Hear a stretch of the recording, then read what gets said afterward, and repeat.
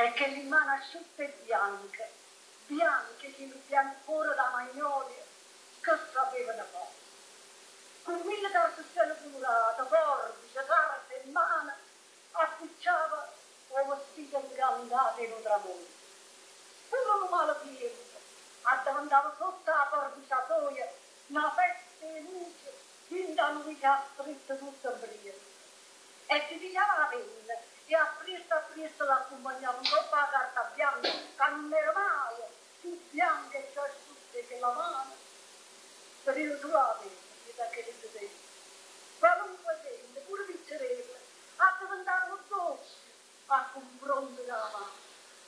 Da coppo piano e forte, ma pareva che le sedelle piegate e fatte a nocca, tonta sul pietrosa asciutto.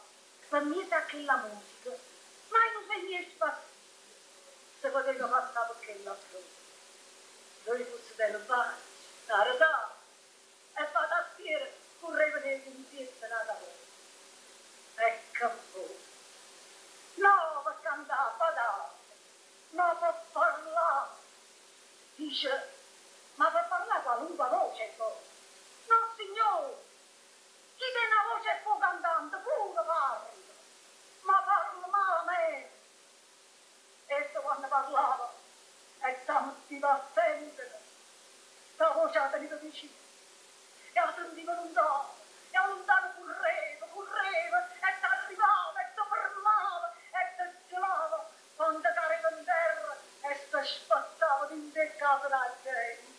Forse un piano nobile, un appartamento antico, una camera affittata, un 7 piano interno, un vasco cavinello, sentiva sta voce, ausiliata, e viva ancora.